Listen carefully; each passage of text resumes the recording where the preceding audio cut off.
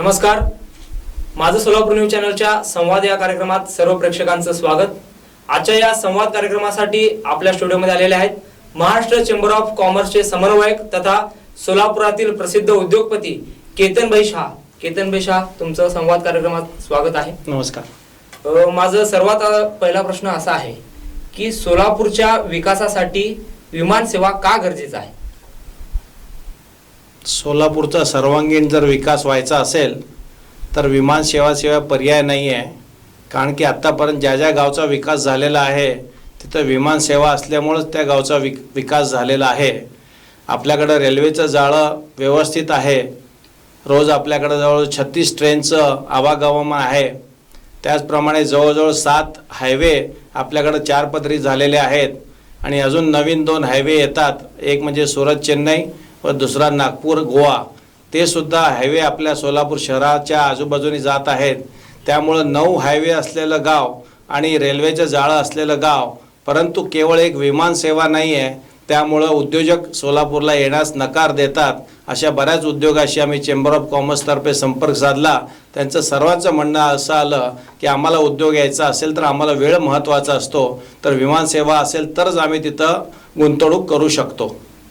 एकंदरीत तुम्ही केतनभाई शाह गेल्या अनेक महिन्यांपासून म्हणा किंवा वर्षभरापासून म्हणा सोलापूरच्या उद्योगधंदा असेल, सोलापूरचं पर्यटन असेल किंवा सोलापूरच्या कृषी विभागाशी निगडीत असलेले उद्योगधंदे असतील, या सर्वांसाठी विमान सेवा गरजेचं आहे असे सांगत तुम्ही म्हणा किंवा तुमचे सहकारी म्हणा विमान सेवा होडगी रोड येथील सुरू करा असा तुम्ही मागणी केलेली आहे आणि अनेक दिवस तुम्ही आंदोलन देखील केलेलं आहे। त्याबद्दल काय सांगाल? वास्तविक पाहता 2008 ते 2010 साली किंगफिशरची एअरलाइन्स त्यावेळचे आपले पर्यटन मंत्री आदरणीय विजयसिंह मोहिते पाटील आणि आम्ही चेंबर ऑफ कॉमर्सतर्फे अनेक वेळा दिल्लीला जाऊन आदरणीय प्रफुल्ल पटेल त्यावेळेला उड्डयन मंत्री होते, त्यांच्याकडे बसून आम्ही त्यावेळेला विमानसेवा सुरू केली व ती विमानसेवा सुरळीत जवळजवळ 18 महिने चालली। लाखो भाविक त्यावेळेला इथे आले। जवळजवळ 1200 त्यावेळेला प्रवासी लोकसुद्धा इथं आले आणि फॉरेनर आल्यामुळं याचं सोलापूरचं नाव जगाच्या नकाशावर आलं। इथून त्यावेळेला विजापूरला लोक जात होते, हम्पी हॉस्पिटलला लोक जात होते, आपल्या देवदर्शनासाठी लोक येत होते। अशा अनेक कारणांनी आपल्याकडं 18 महिने ती विमानसेवा सुरळीत चालली आणि त्या सुरळीत विमानसेवा चालल्यामुळं आम्हाला सुद्धा कॉन्फिडन्स आला की आता ही विमानसेवा सुरळीत चालेल। पण 2010ला जी विमानसेवा बंद पडली, आज 2023 उजडलं, म्हणजे 13 वर्ष झाली। कुठल्याही लोकप्रतिनिधीला त्याची खंत नाही आहे आणि सोलापूरचा विकास त्यामुळे कुठलाही असं म्हणण्यास हरकत नाही। एकंदरीत विमान सेवेच्या प्रश्नाला अनुसरून तुम्ही जे आंदोलन केलं आहात, शासन दरबारी त्याची दखल घेतली गेलेली नाहीये। कारण लोकसभेतील संसदेचं अधिवेशन असेल किंवा महाराष्ट्रातील विधानसभेचं अधिवेशन असेल, सोलापूरमधील जे लोकप्रतिनिधी आहेत, आमदार असेल, खासदार असेल, यांना सोलापूरची विमानसेवा नको आहे का?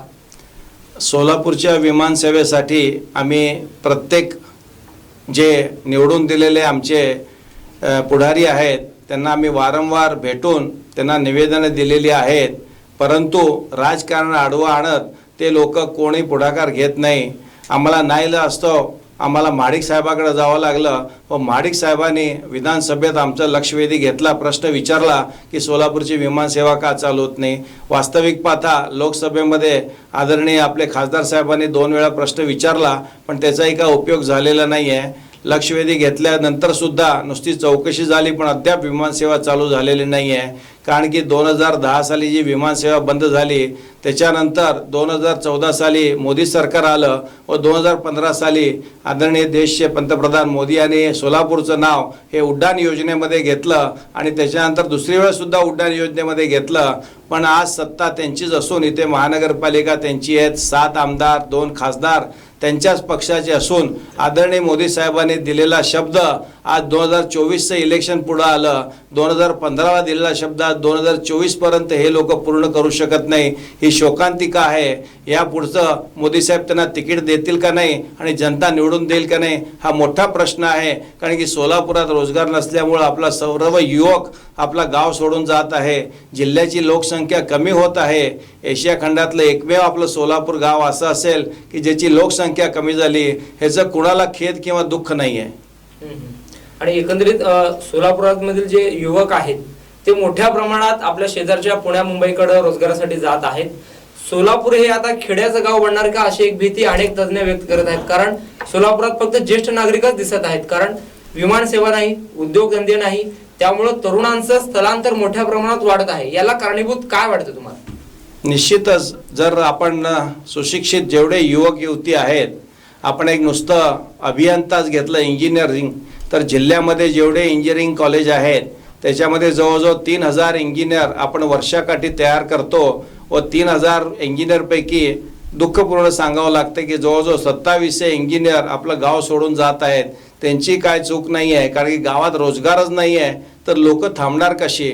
आज आपल्या घरात जरी विचार केला तर आपण सुद्धा शेवटी कंटाळून म्हणू जा इथं नोकरी नाही आहे, 5-50 हजारची नोकरी तुला मिळायची असेल तर तू गाव सोडून गेला तरी चालेल, आम्ही रिटायरमेंट इथं काढू, आम्ही आज आम्हाला औषधाला आम्ही शेजारपाजारच्याला सांगू, असं म्हणत जे पोरं गाव सोडून गेलेले आहेत ती पोरं परत आपल्या घरकुलाकडं किंवा सोलापूरला फिरकून बघितलेलं नाही आहे.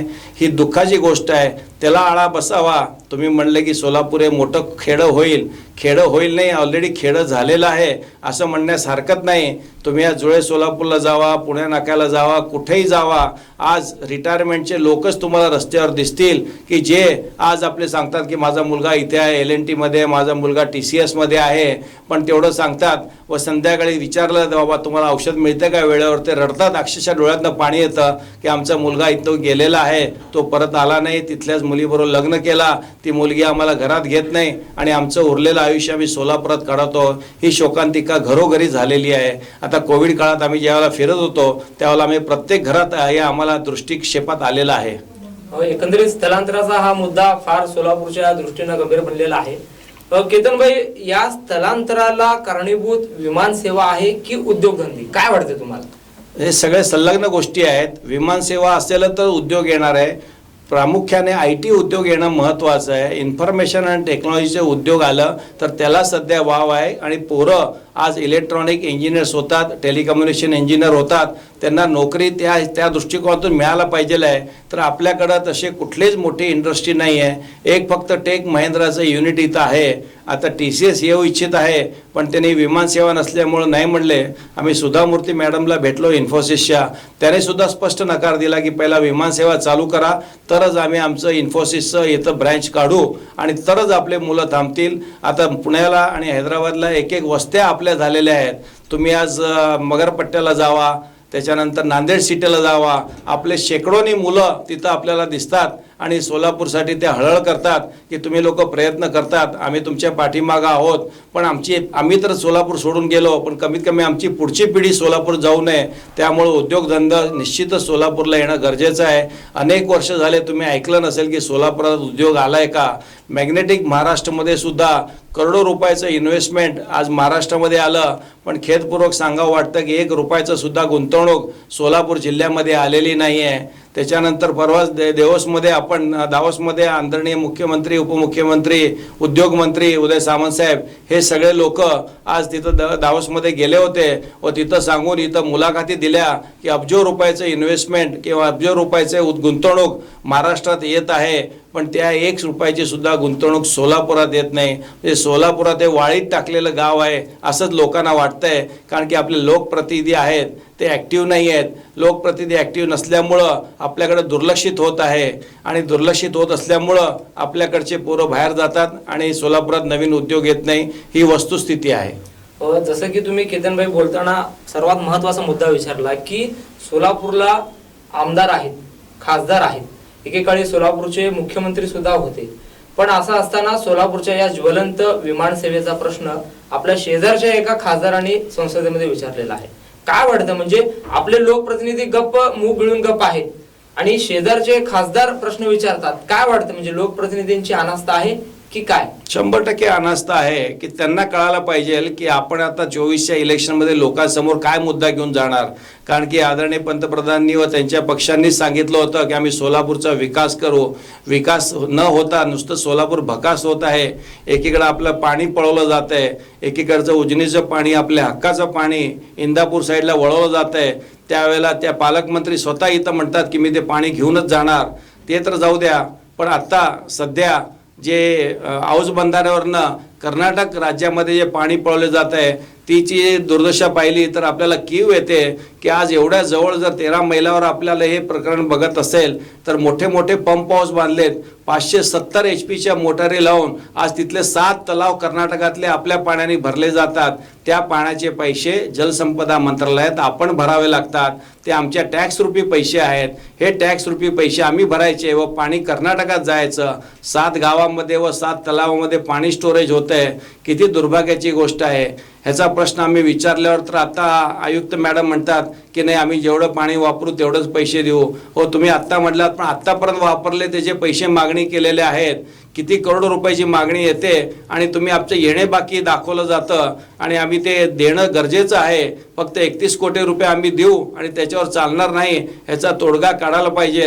एकीकडे वरनं पाणी पळवलं जातं, एकीकडे खालनं पाणी पळवलं जातं आहे. मुबलक पाणी असून सुद्धा आपल्या शहरामध्ये 2 TMC पाणी आपल्याला वर्षभर लागतंय आणि 20 TMC पाणी आज उजनीमधनं सोडलं जातं आहे व 20 TMCचे पाण्याचे पैशाची मागणी ही जलसंपदा मंत्रालय आपल्याकडं आहे. आणि आपले प्रतिनिधी आता एवढं सगळं बोंबाबोंब झाल्यानंतर विधानसभेत आणि ह्याच्यामध्ये प्रश्न उचलतात की आमच्या सोलापूरचे पाणी प्रश्न आहे आणि पाणी प्रश्न ते जाऊ द्या, आजूबाजूचं पळवायचं जाऊ द्या, पण आज 5 आणि 6 आणि 7 दिवसाला सोलापुरात पाणी मिळतं. तुम्ही वर्षभराचे पैसे आमच्याकडनं घेता, टॅक्स रुपी नळपट्टी पैसे घेता आणि तुम्ही 7 दिवसाला पाणी देता. ज्यांच्या घरात गरिबांच्या घरात पाणी साठवायला भांडं नसतं त्याने 7 दिवस पाणी कुठं साठवायचं, आंघोळ कशी करायची, रोजची दिनचर्या कशी भागवायची याचा कोण विचार करत नाही. लोकप्रतिनिधीने याचा विचार करणं अत्यंत गरजेचं आहे असं म्हणण्यास हरकत नाही. केतनभाई, तुम्ही सोलापूर शहरात अनेक वर्षापासून एक उद्योगपती सुद्धा, एक बिझनेस म्हणून सुद्धा वावरता. सोलापूरच्या युवकांना या ठिकाणी रोजगाराबरोबर आणखीन कुठल्या गोष्टीची गरज आहे? जसं की तुम्ही म्हणलात पाण्याचा प्रश्न हा अनेक वर्ष झाली भाजपची सत्ता आली तर तोच विषय आहे, काँग्रेसची सत्ता आली तरी पाण्याचा प्रश्न विझत आहे. नेमकं काय? आणि गेल्या अनेक महिन्यापासून प्रशासक राज आहे, प्रशासकाला संपूर्ण अधिकार असताना देखील ठोस असा निर्णय त्यांच्याकडून घेतला जात नाही. काय वाटतं? निश्चितच आदरणीय जिल्हाधिकारी व आदरणीय महापालिका आयुक्त ह्या दोघांनी त्याचा विचार करणं गरजेचं होतं. वारंवार आम्ही त्यांना भेटून निवेदन देऊन सुद्धा अनेक वेळा त्यांना सांगितलं की तुम्ही निकाल लवकर द्या, तर निकाल ते लोक राखून ठेवतात. 2 महिने होऊन सुनावणी झालेली आहे तरी सुद्धा सोलापूरच्या विमानसेवेचा अडथळा असणारी चिमणी पाडण्याचा निकाल जे 478 खाली दिलेला आहे, 2014 पासून त्या कारखान्याला नोटिसा दिलेल्या आहेत, पण आज 2023 उजडलं तरी आम्ही तांत्रिक बाजू तपासून पाहू असं म्हणतात. एकीकडं तुम्ही 2017 साली त्याचं टेंडर काढलं आणि ते पाडण्यासाठी संपूर्ण यंत्रणा गेली. आदरणीय जिल्हाधिकारी राजेंद्र भोसले साहेब इथून गाव सोडून जात असताना त्यांची बदली झाल्यावर मीडियासमोर सांगून जातात माझ्याकडनं ते एक काम राहिलेलं आहे आणि मी सोलापूरची विमानसेवा अडथळा हटून चालू करू शकलो नाही. तरी हे जिल्हाधिकारी 3 वर्ष पुढं आता त्यांचे होत आले, त्यांची सुद्धा बदलीची वेळ आली तरी सुद्धा ते कुठला निर्णय घेत नाही. आणि आम्ही विचारल्यावर सांगतात की न्यायप्रविष्ट आहे, आम्ही इकडं आहे तिकडं आहे, बघतो पाहतो करतो, टेंडर काढतो, आम्ही बोर्डात ते पास करून घेतलेले आहे, आम्हाला पाडायचं आहे. पालकमंत्र्याला विचारलं तर म्हणले आम्ही गाळप पाडल्यानंतर ते चिमणी हटवणारच आहोत. असे उडवाउडीचे उत्तरं आजपर्यंत सोलापूरच्या जनतेला मिळत आहेत आणि सोलापूरच्या जनतेला हे सर्वजण वेड्यात काढत आहे असं म्हणण्यास हरकत नाही. केतनभाई, एकंदरीत विमान सेवेचा प्रश्न जेव्हा जेव्हा उपस्थित होतो तेव्हा हा सुद्धा प्रश्न विचारला जातो की केतनभाई असेल किंवा त्यांची टीम असेल त्यांचा विरोध चिमणीला आहे की कारखान्याला? काय स्पष्ट आहे? आमचा हा विरोध कोणाशी नसून आमचं जे एकच संकल्पना आहे की सोलापूरची विमानसेवा ही चालू व्हायला पाहिजे. होडगी रोड येथील विमानतळ हे सुसज्ज विमानतळ आहे. तिथं 2 वर्षापूर्वी आज केंद्र सरकारने 50 कोटी रुपये खर्चून त्याचं सुशोभीकरण केलेलं आहे. त्याचा रनवेवर एक कार्पेटिंग केलेलं आहे. 2100 मीटरचा रनवे आहे. संपूर्ण यंत्रसामुग्री बसलेली आहे. ATC म्हणजे एअर ट्रॅफिक कंट्रोलचे युनिट सर्व व्यवस्थित चालू आहे आणि तिथं विमानसेवा चालू व्हायला पाहिजे. 2010 ते 8 ते 10 ज्यावेळेला विमानसेवा चालू झाली त्यावेळेला सिद्धेश्वर कारखान्याच्या 2च चिमण्या तिथे होत्या. त्या 2 चिमण्या 30 मीटरच्या होत्या. त्याच्यानंतर 2014-15 साली कारखान्याने बरोबर रनवेच्या सेंटरला आज 90 ते 92 मीटरची चिमणी उभा केलेली आहे व ती चिमणीमुळे DGC यांनी स्पष्ट सांगितलं आहे की ती चिमणी हटवल्याशिवाय सोलापूरची प्रवासी विमानसेवा आम्हाला होडगी रोड विमानतळावरून चालू करून येत नाही. मग आम्ही चौकशी केल्यानंतर कळालं की ती चिमणी अनधिकृत आहे. मग जर अनधिकृत असेल तर ती हटवण्यास प्रशासन एवढे वर्ष का लावत आहे हा प्रश्न आम्हाला वाटतंय. तर त्यावेळेला लोकांना वाटतंय की यांचा विरोध चिमणीशी आहे, आमचा चिमणीशी जरासुद्धा विरोध नाही. आम्हाला जर चिमणी असून सुद्धा विमानसेवा चालू तरी आनंदाची गोष्ट आहे, दुधात साखर आहे, पण ते होऊ शकत नाही आहे. आदरणीय पालकमंत्री सुद्धा एकदा बोलून गेले की आम्ही एकीकडनं लँडिंग आणि एकीकडनं टेक ऑफ करू, पण ते प्रवासी विमान वाहतूकमध्ये डायरेक्टर जनरल ऑफ सिव्हिलेशन म्हणजे DGC आहे हे कदापि परमिशन देत नाही. त्यांच्याशी आम्ही संपर्कात आहोत आणि त्यामुळं चिमणीला विरोध आहे असं लोकांना वाटतं की आमचा विरोध चिमणीशी नाही आहे. बंदूक आमच्यावर डोक्यावर धरले असताना सुद्धा आम्ही तेच सांगितलं की बाबांनो आमची विरोध त्याच्यासाठी नाही आहे की आमचा विरोध नसून आमची फक्त विमानसेवा चालू होणं गरजेचं आहे. त्या दृष्टिकोनातून आमचा लढा चालू आहे. एक महिनाभर आम्ही आणि आमचे सहकारी रस्त्यावर आंदोलनासाठी पूनम गेटपाशी बसलो होतो. जवळजवळ 12,800 लोकांनी तिथे येऊन सह्या दिले आणि जवळजवळ 498 संस्थांनी आम्हाला पत्र दिलं की आमचा तुम्हाला पाठिंबा आहे. एवढं मोठं जनप्रभाव असताना सुद्धा कुठलेच लोकप्रतिनिधी तिकडं फिरकले नाही. आज भारतीय जनता पक्षाचे फक्त विजयकुमार देशमुख आणि नरसिंग मेंगजी ह्या दोघांनी, नरसिंग मेंगजीने तिथे येऊन पाठिंबा दिला आंदोलनात ठिकाणी बसून व विजयकुमार देशमुख यांनी लेखी पाठिंबा दिला. त्या व्यतिरिक्त कुठलेही पुढारी आमच्या आंदोलनामध्ये फिरकले नाही. त्याचं आम्हाला आश्चर्य वाटतंय की एवढ्या मोठ्या प्रश्नासाठी आम्ही लढत असताना आमच्याबरोबर कोण उभारत नाही आहे. आम्ही त्यांना जाऊन भेटल्यानंतर व्यवस्थित कोण उत्तर देत नाही आहे. पालकमंत्र्याबरोबर बैठका झाले. आदरणीय ज्योतिरादित्य सिंधिया जे उड्डयन मंत्री आहेत त्यांना मी महाराष्ट्र चेंबर ऑफ कॉमर्सचे अध्यक्ष ललितभाई गांधी यांच्याबरोबर जाऊन दिल्ली येथे जाऊन भेट घेऊन आलो. त्यांनी आम्हाला असंच सांगितलं, मराठीमध्ये ते आमच्याशी बोलले आणि सांगितलं अरे बाबांनो इथं येऊन काय फायदा नाही आहे, लोकल अडथळा तुमचे अधिकारी काढत नाही आहेत, तुमचे जिल्हाधिकारी, तुमचे उपमुख्यमंत्री, तुमचे मुख्यमंत्री यांना तुम्ही सांगा, मी त्यांना फोन करून बोललेला आहे, जो अडथळा आहे तो काढा, आम्ही इथं विमानसेवा चालू करायला तयार आहे.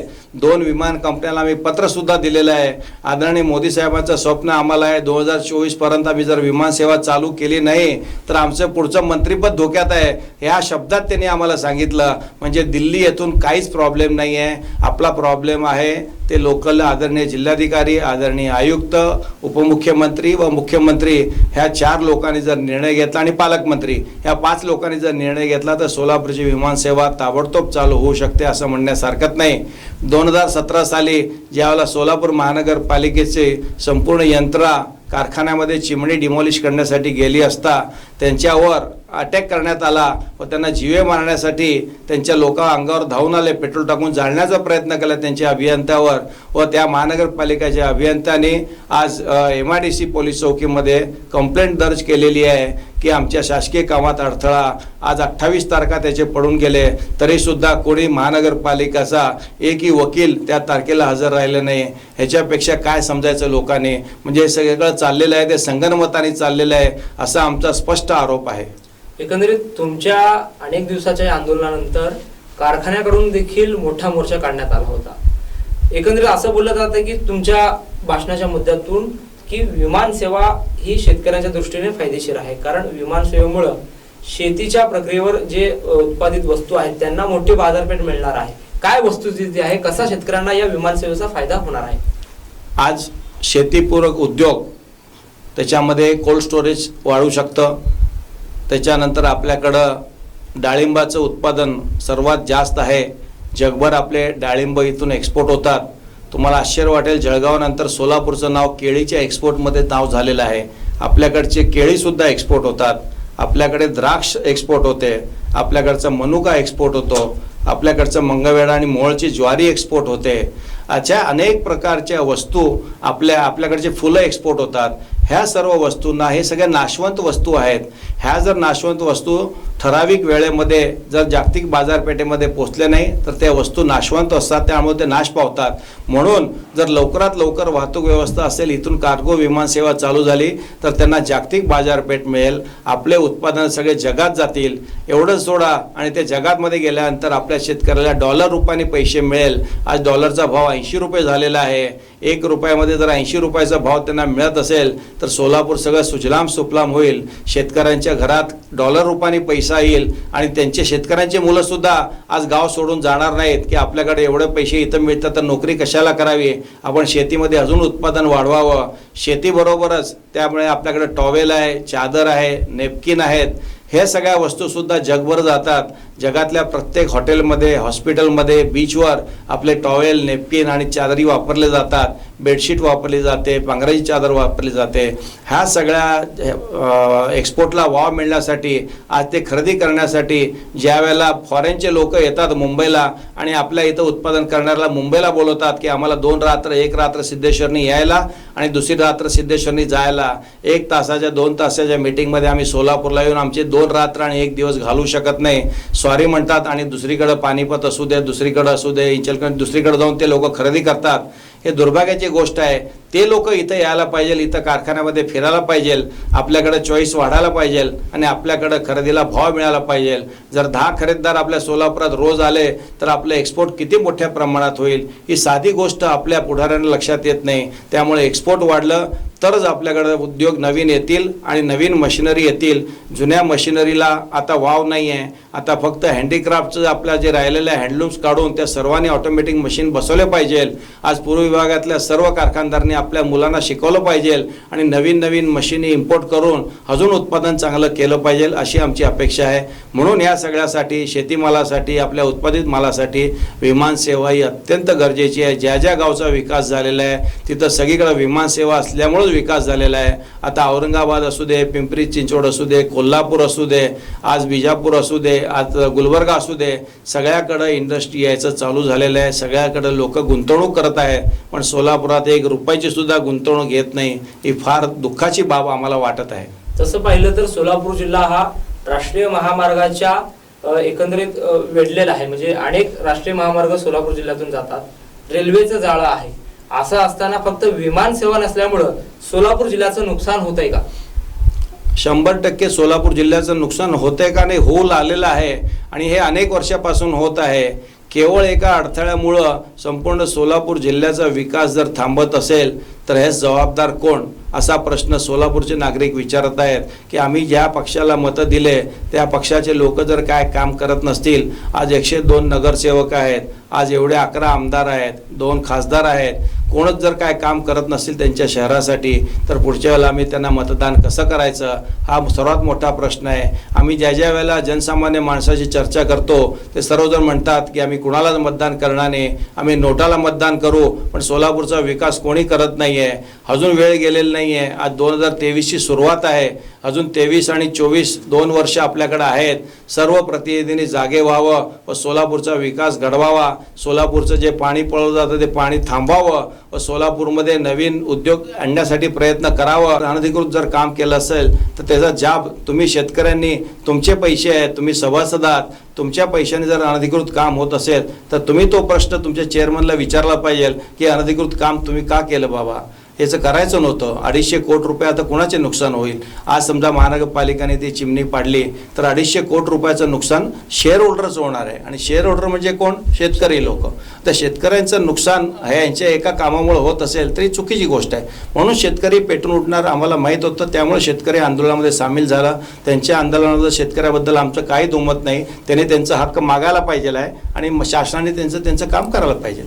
एकंदरीत तुम्ही या विमान सेवेचा मुद्दा धरून अनेक म्हणजे मंत्र्यांची भेट घेतलेली आहे आणि हा विषय पंतप्रधान नरेंद्र मोदींपर्यंत सुद्धा गेला आहे आणि ते सुद्धा तुमच्या बाजूने आहेत असं एकंदरीत बोललं जात होतं. कारण ते सुद्धा लवकरच सोलापुरातून विमान सेवा सुरू करण्यासाठी उत्सुक आहे असं बोललं जात होतं. तर दुसरीकडं बोरामणीचा विमानतळाचा मुद्दा देखील खूप चर्चेला आला. कारण काही जणांचं असं म्हणणं आहे की कशाला त्या चिमणीच्या मागं लागायचं, कारखान्याच्या मागं लागायचं, बोरामणीला विमानतळ करा अशी एकंदरीत मागणी आहे.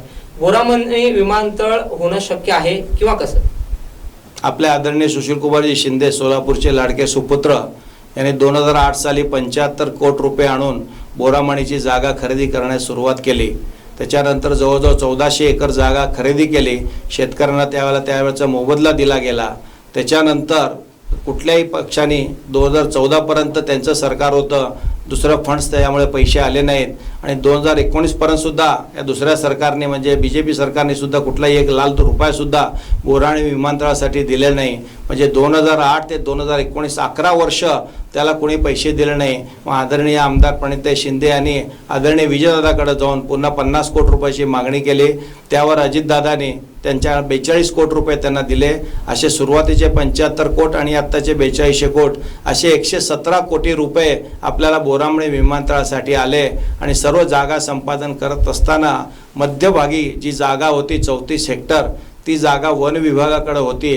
आणि ती वन विभागाला यांनी परवानगी मागितली असता वन विभागाने लेखी पत्र दिलं, त्याची कॉपी आमच्याकडे आहे, की नागपूर ऑफिसने त्यांना पत्र दिलं की माळढोक पक्षी असल्यामुळे आदरणीय सर्वोच्च न्यायालयाचा निकाल आहे की 1 इंचसुद्धा जागा स्थलांतरित करता येणार नाही.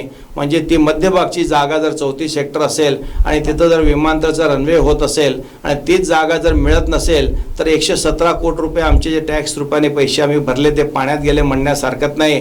कारण ते पैसे आमचे आहेत, आम्ही टॅक्स भरतोय. आज 117 कोटीमध्ये जी जागा घेतली गेली, शेतकरी देशोधडीला गेले, विमानतळ पण झालेलं नाही आहे. आणि सगळीकडनं आज 117 कोटी रुपये गुंतवून 2008 ते आज 2023 15 वर्ष झाले आपण ताटकळत विमानसेवेची वाट बघतो. आमचं म्हणणं एवढंच होतं की बोरामणे विमानतळ तुम्ही चालू करा आणि निश्चित केलं पाहिजे, आपण मोठं बघितलं पाहिजे. आदरणीय शिंदेसाहेब पण तेच म्हणतात की मोठं विचारा केतनभाई तुम्ही. म्हणजे आम्ही मोठं विचारतो, पण आता इथं करोडो रुपये खर्चून जे आदरणीय तयार विमानतळ आहे तिथं विमानसेवा चालू करायची तुमची काय हरकत आहे. त्यावर आदरणीय शिंदेसाहेब म्हणले की आम्हाला तिथं IT पार्क करायचं आहे. म्हटलं साहेब, विमानसेवा असल्याशिवाय IT पार्क येणार नाही. आम्ही सर्वांशी संपर्क करून बसलेलो आहे. बऱ्याच वस्तू सगळ्या समजावून सांगितल्यानंतर आदरणीय शिंदेसाहेब म्हणले की ठीक आहे, तुमचं आंदोलन आहे, बरोबर आहे, ओडगी रोड येथे तुम्ही विमानसेवा चालू करू शकता. हे आता एक 15 दिवसापूर्वी महिन्यापूर्वी आम्ही सर्व शिष्टमंडळ त्यांची भेट घेतली. त्यावेळेला त्यांनी आम्हाला होकार दिला आहे. मी म्हटलं तुम्ही पैसे आणले, तुमचे प्रयत्न चांगले होते, पण त्याचा रिझल्ट काय आलेला नाही आहे, म्हणून आपण थांबायचं का असा प्रश्न विचारल्यावर त्यांनी आम्हाला होकार दिला. तसं आम्ही बातमीसुद्धा मीडियाला दिली होती. एकंदरीत तुम्ही सोलापूरच्या विमान सेवेचा प्रश्न घेऊन लढा देत आहात, ही चांगली गोष्ट आहे. तर दुसरीकडे आपल्या सोलापूर जिल्ह्याच्या मागून जे जिल्हे आता डेव्हलप होत आहेत त्यांना देखील विमान सेवा मिळालेली आहे. जसे की तुम्ही म्हणता औरंगाबाद सुधारलेला आहे, कोल्हापूरमधून विमान सेवा सुरू झालेली आहे, कर्नाटकातील विजापूर असेल किंवा गुलबर्गा असेल त्या ठिकाणी अद्ययावत इंटरनॅशनल एअरपोर्ट सुरू झालेला आहे. त्याविषयी थोडक्यात काय सांगा. आजचीच बातमी आहे, कोल्हापूर येथून स्टार एअरवेजने कोल्हापूर मुंबई विमानसेवा चालू केली. कोल्हापूरपासून बेंगलोरला विमानसेवा चालू आहे, तिरुपतीला चालू आहे, चेन्नईला चालू आहे. ह्या सगळ्या गावाला कोल्हापूर कनेक्ट होऊ शकतं. त्याच्यानंतर आज बिजापूर येथे संपूर्ण विमानतळ तयार झालेलं आहे. कालच सोशल मीडियावर आम्ही सगळे फोटो टाकले. तिथं सुद्धा सुसज्ज असं मोठं विमानतळ तयार होतं आहे. ते जर विमानतळ तयार झालं आणि त्याला जर आंतरराष्ट्रीय घोषित केलं तर 200 किलोमीटरच्या अंतरामध्ये दुसरं आंतरराष्ट्रीय विमानतळ होत नाही. मग त्याच्यामुळे बोरामणीचं स्वप्न हे आता मृगजळ झालेलं आहे. कारण आता तर बिजापूर जवळजवळ होत आलेलं आहे आणि अतिशय सुंदर असं एअरपोर्ट होतं आहे. आपल्या मागून गुलबर्गा इथं एअरपोर्ट चालू झालं, गुलबर्गाच्या मंत्र्यांनी ते करून आणलं. आपल्यानंतर शिर्डी चालू झालं. कालच 570 कोटी रुपये कालच्या बजेटमध्ये शिर्डी विमानतळासाठी आज मिळालेले आहेत. जळगावला विमानसेवा चालू होत आहे. जेवढे मोदी साहेबांनी उडान योजनेमध्ये जेवढे विमानसेवा जाहीर केली होती, सोलापूर सोडून सगळं विमानसेवा चालू होईल. मग मोदी साहेबांनी सोलापूरवर नाराज आहेत का मोदी साहेबांचे इथले नेते अक्षम आहेत का, ते कार्य करू शकत नाही, हा प्रश्न जनसामान्याच्या डोक्यात येत आहे. आणि ह्याची कंप्लेंट आम्ही हजारो मेलद्वारा पंतप्रधान कार्यालयात ट्विटरद्वारे कळवलेलं आहे, ईमेलद्वारे कळवलेलं आहे, पत्राद्वारे कळवलेलं आहे. आदरणीय पंतप्रधान जर सोलापूरची विमानसेवा चालू झाली नाही त्या सर्व नेत्यांचं तिकीट मिळणं अवघड आहे असं मी स्पष्ट सांगतो आत्ताच. कारण की आमचे कंप्लेंट्स आदरणीय मोदी साहेबांपर्यंत गेलेले आहेत. ताबडतोब तुम्ही याचा विचार करावा व सोलापूरची विमान देत नाहीत, त्यामुळे विमानसेवा सध्या रखडलेली आहे हे म्हणण्यास हरकत नाही. एकंदरीत केतनभाई शाह यांनी सोलापूरच्या विमानसेवेसंदर्भात आपली भूमिका स्पष्ट केलेली आहे. अनेक दिवस त्यांनी या ठिकाणी सोलापुरात आंदोलन देखील केलेलं आहे आणि त्या आंदोलनाची दखल देखील महाराष्ट्र असेल किंवा दिल्ली दरबारीपर्यंत पोहोचलेली आहे. त्यांचा एकच विषय आहे की सोलापूर जिल्ह्याच्या सर्वांगीण विकासासाठी, उद्योगधंदे वाढीसाठी, कृषी क्षेत्राला चालना मिळण्यासाठी सोलापूरच्या होडगी रोड येथून विमान सेवा सुरू व्हावी अशी एकंदरीत मागणी केतनभाई शाह व त्यांच्या बरोबरच्या अनेक सहकाऱ्यांची आहे. आणि ते सुरुवातीपासूनच विमान सेवेचा प्रश्न या ठिकाणी उचलून धरलेला आहे. त्यांच्या या मागणीला आता मोदी सरकार कितपत दुजोरा देतो किंवा त्यांना सहकार्य करतं हे येणाऱ्या दिवसात पाहायला मिळेलच. मात्र आज आपल्या माझं सोलापूर न्यूज चॅनलच्या संवाद या कार्यक्रमात केतनभाई शाह यांनी येऊन दिलखुलास गप्पा मारल्यात, त्याबद्दल त्यांचं मी या ठिकाणी आभार व्यक्त करतो आणि केतनभाई शाह तुमचं धन्यवाद व्यक्त करतो. धन्यवाद. माझं सोलापूर चॅनलचं आम्ही सदैव ऋणी राहू. कारण की आमच्या आंदोलनाच्या वेळेला सकाळ दुपार संध्याकाळ 3 वेळा येऊन आमचे सुद्धा प्रतिक्रिया घेत होते. आमच्याकडे जे लोक भेटीला येतो त्यांचे सुद्धा प्रतिक्रिया घेत होते. माझ्या सोलापूरमुळं आमच्या आंदोलनाला चालना मिळाली आहे. धन्यवाद. तर आपण इथे थांबूया संवाद या कार्यक्रमासाठी. धन्यवाद.